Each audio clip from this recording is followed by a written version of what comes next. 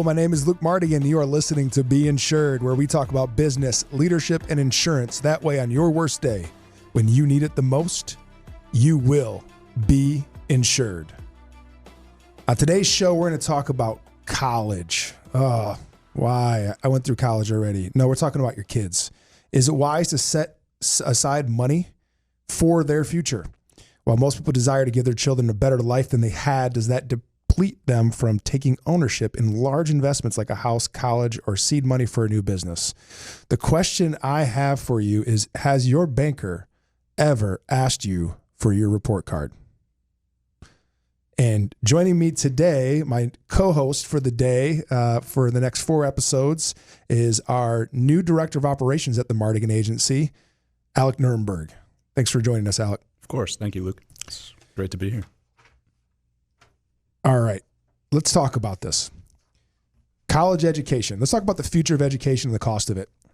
According to a recent Forbes article, the cost of college education has risen 497% between 1985 and 2018. So from the time I was born, to age myself, until today, it's grown 500%. That's double the rate of inflation. It's about 8% a year, according to the Department of Education, or one of their sub-departments, but same thing. So what's that look like in real numbers? Well, in 1990, it cost $6,500 a year to go to college. In 2018, it was an average of $27,000. That means an undergraduate would cost around $120,000 a year in today's world. An undergraduate. Now, Alick, I know that you are a man of advanced education, Renaissance man. If for the people that you went to school with, $120,000, if you took it all out in student debt in today's world, how valuable is that degree? Not as valuable as the cash value, in my opinion. There's a lot of things that set me up to where I didn't have to pay $120,000 for my education, and I took different avenues to make sure I achieved what I wanted to without having to pay out of my own pocket what it would have costed to make it to that point. But yeah, I mean, $120,000 is a lot of money, and it takes you a lot of places. Well, let's just do some basic math for our listeners. If you took $120,000 and you invested it, average of every 10 years, your money's going to double. So that means after 10 years, it's $240,000. Mm-hmm. After 20 years, it's $500,000. After 30 years, it's $1 million. Yep.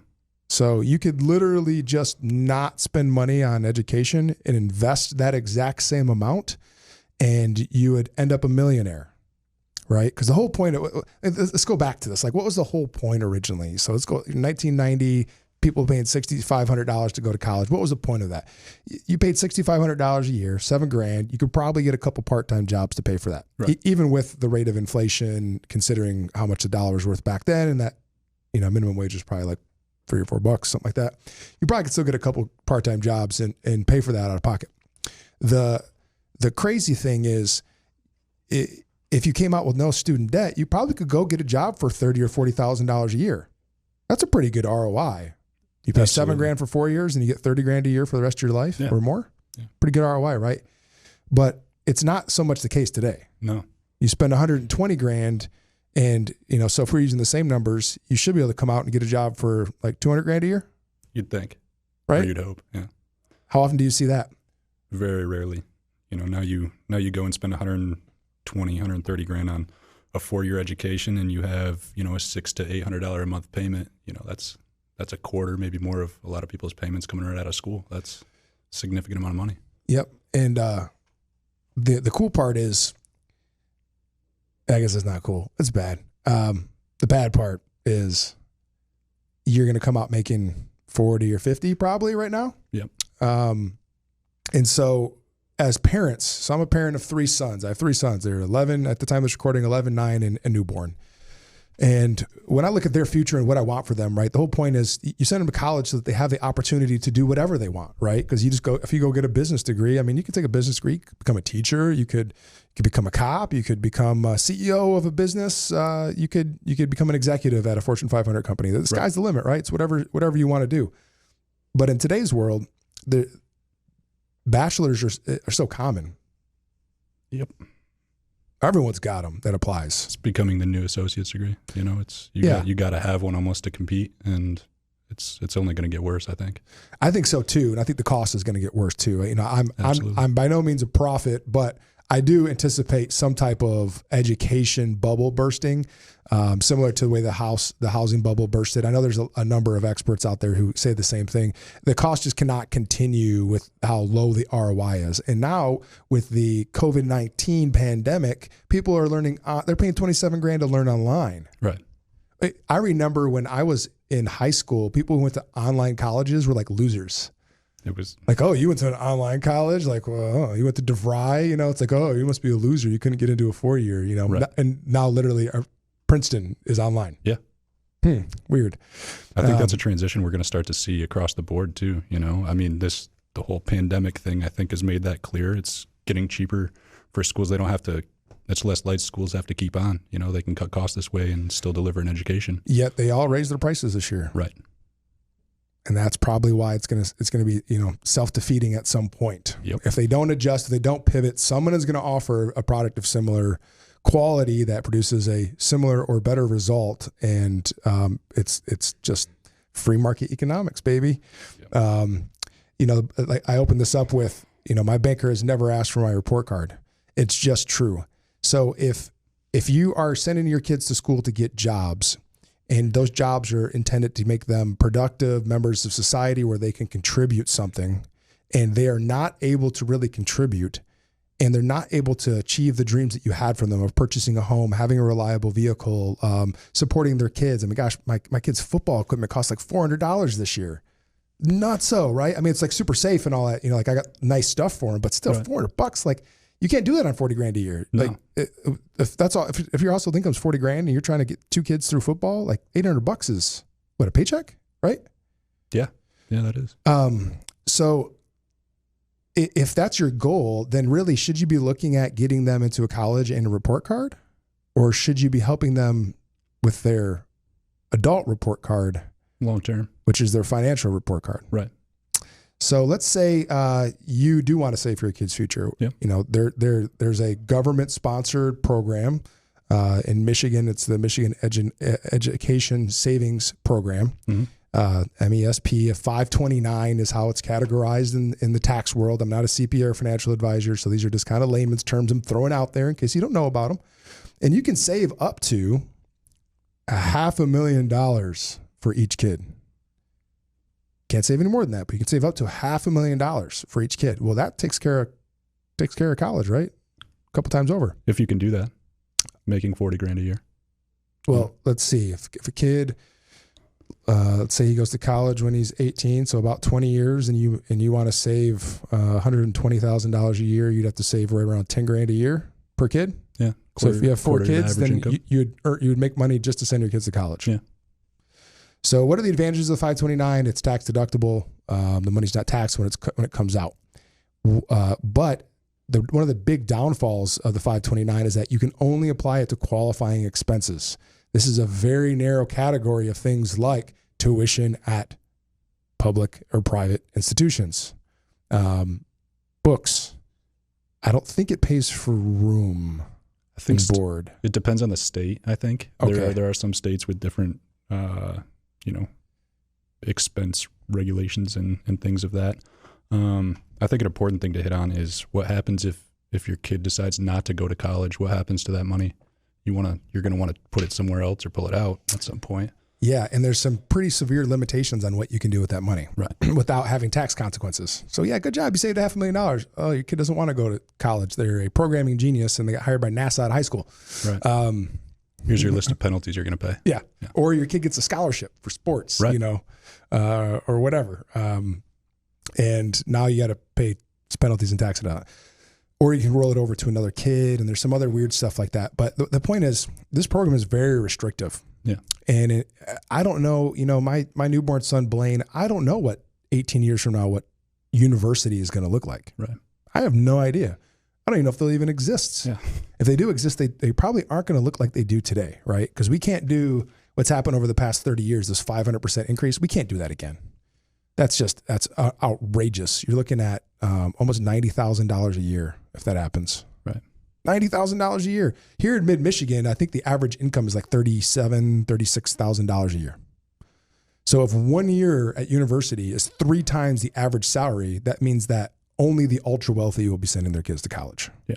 So unless you're a listener and you're one of the ultra wealthy, which I have a couple business propositions for you if you do, if you're not one of the ultra wealthy, then you are the commoner like us, so to speak, or the kids call them the poors now. If you're not ultra wealthy, you're poor. There are some alternative things that you can provide to your kids. So, Alick, you are a United States Marine Corps veteran, correct? Yes, sir. And how long were you in the military? About 4 years. 4 years. So Yep. you served for 4 years as a forward observer in the Marine Corps. Yeah, communications. And which is like science practically. That's not easy stuff. I mean, loved every second of it too. Yeah, well, you're a weirdo. So, Yeah, you went to the Marine Corps. So, the education that you've obtained since getting out of the Marine Corps, mm-hmm. how much of that have you had to pay for? Very little. I got a 4-year degree when I came out, a few associate's degrees. That was all paid for, with my GI Bill.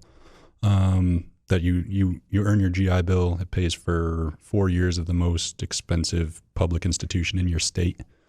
So all of my undergrad was paid for, and then part of my graduate that I'm currently working on was paid for also.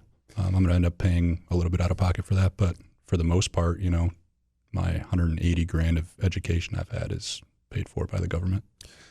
That's a pretty big deal. Yeah. I mean, you gave it 4 years of the prime years of your life, but you probably would have been dinking around anyways. Yeah, it's definitely something I needed. Yeah, I mean, the average 21-year-old is not thinking about their future. Let's just say that. So the military is an option. That's an alternative to saving. If your kids express interest in going to the military, phenomenal, great. What a great way to serve your country. Right. Another one is the skilled trades. I can't tell you how many people I know that work for General Motors. Gosh, I'm drawing a blank here. Their suppliers, one of their suppliers where they build like a part, like they build the dashboard of a Camaro and molds and all the random stuff that the suppliers make that GM has outsourced. Yeah. They cannot get skilled tradespeople. They have no tool and die makers. They have no one that they can hire. They would pay them $150,000 a year to work 40-hour work weeks as a tool and die person if they could find them, and they can't. Yeah, with benefits. With outrageous benefits, 401k matches, all the stuff that has gone away for most people. So skilled trade schools average, somewhere between $8,000 and $20,000 for a skilled trade school. Mm-hmm. Very reasonable, something you could save up for, something your kid could pay for. Yeah, there's a lot of grants for those too. I mean, the federal and state grants where. I can tell you right now, a heating and cooling company that we insure would pay for you to go get your certification today because they have more work than they have people. The third one is, these articulation agreements between local community colleges and universities. It's like a 3+1 program or 2+2. And where you just go to like a local community college, you pay their rates, which are, somewhere around $6, $7, $8,000 a year, depending on what your course load is. Yep. And then after that 2-year or 3-year stint, you go to the university for a year. So you're only paying that $27,000 for a year or whatever it is. I think MSU is like 35. Michigan State University is like 35 a year. Yeah. And then you get a degree as if you went there all 4 years. Yep. Pretty cool, right? Yeah. But how are you going to save for all this stuff? Because the 529 will not always apply to all of these items, right? It's not going to always pay for a trade school or a certification as a mechanic, right? It's only at these universities, these institutions, as they call them. Well, I want to talk to you about a solution for you that gives your kids the flexibility and gives them an A+ on their financial report card. And you can start it right away, and you don't need to put $500,000 away between now and when they turn 18. You can put as little as $100 a month away, and it reaps massive rewards for them in the future because of the power of compounding interest. So what is this thing that I'm talking about? It's what we have done for our newborn son, Blaine. Thankfully, I got into the industry and have learned this. I missed a lot of the years of my older kids' lives. So it's nice to start fresh as opposed to at 8 or 9 years old like I did with them, because that's an extra decade, right? Yeah, right. And it is simple as a cash value life insurance policy that is in their name that they can access at any time for any reason, including buying a house, starting a business, paying for a wedding. And for Blaine, my son, $200 a month ends with him having 40 grand for a house at age 28 and a millionaire at age 65. So do you think Blaine is going to have a leg up in life because he's going to have an A+ report card on his finances as an adult? Absolutely. For $200 a month. Yeah. If that's something you're interested in because you love your kids and you want to give them a leg up in life, you can reach us at the Mardigan Agency on Facebook and Instagram. And we'll see you next time on Be Insured.